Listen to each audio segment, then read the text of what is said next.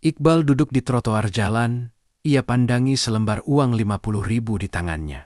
Itu adalah sisa uang yang ia miliki, sementara ia belum dapat gambaran pekerjaan. Namun tekadnya bulat untuk merantau dan siap menghadapi semua rintangan. Iqbal berdiri, lalu menyimpan sisa uangnya. Ia melangkah gontai dalam gelap malam. Matanya melirik masjid di sisi jalan. Ia langkahkan kakinya ke situ. Malam itu ia berencana beristirahat di masjid. Dan esok pagi, ia akan kembali cari pekerjaan. Lepas Isya, ia rebahkan tubuhnya di pojok masjid. Tasnya dijadikan bantal. "Heh, bangun! Bangun!" Belum pulas tertidur, ia dibangunkan oleh Munaf, salah satu pengurus masjid itu. Iqbal bangun lalu duduk. Bibirnya tersenyum pada Munaf. "Jangan tidur di sini, ayo pulang sana," ujar Munaf. "Maaf Pak, saya musafir. Saya izin numpang tidur semalam di sini," pinta Iqbal. "Oh, gak bisa. Di sini banyak maling. Gak boleh tidur di sini. Ini masjid bukan hotel. Udah pergi sana." Munaf tampak kesal. Iqbal yang sudah lelah dan ngantuk. Bukannya menuruti perintah Munaf, ia malah kembali baringkan tubuhnya.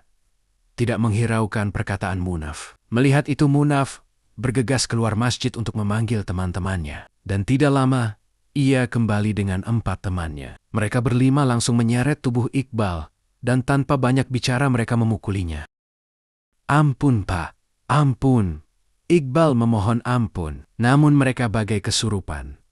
Terus memukul dan menendang tubuh Iqbal, hingga pemuda 21 tahun itu tergeletak tidak berdaya. Seorang dari pengeroyok itu mendekat, lalu memeriksa dan mengambil beberapa isi dalam tas dan kantong Iqbal. Tubuh yang tidak berdaya itu diseret keluar masjid.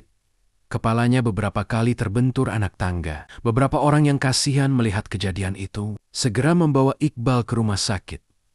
Namun nyawanya tidak dapat diselamatkan. Pemuda penuh semangat itu telah tiada. Ia harus kehilangan nyawa hanya karena ingin menumpang tidur di masjid. Apakah benar tidak boleh tidur di dalam masjid? Bukankah ada hadis Bukhari yang berbunyi, dahulu para sahabat Rasulullah sering tidur di masjid. Bahkan disebutkan pula Ashab as-Sufa, sekelompok sahabat miskin yang tidak memiliki rumah, tinggal di serambi Masjid Nabawi. Mereka beristirahat, tidur, makan, dan belajar di sana. Dan Rasulullah tidak pernah melarang mereka. Bukankah masjid adalah rumah Allah? Jadi kenapa harus takut kehilangan harta di rumah Allah? Sungguh ironi, masjid yang dibangun megah dengan sebagian besar uang dari para jamaah, malah melarang orang kesusahan untuk sekedar beristirahat. Bahkan andai ada maling di masjid tertangkap, tidak pantas dan tidak layak untuk dianiaya. Karena harta masjid adalah harta umat, harta banyak orang, dan ada hukum yang harus ditegakkan, bukan hukum barbar. Kuncilah masjidmu, bukalah saat azan, maka semakin sedikit orang yang akan datang ke masjid, dan lambat laun, rumah Tuhan akan semakin sepi dari hati orang yang beriman. Nauzubillah. Summa nauzubillah.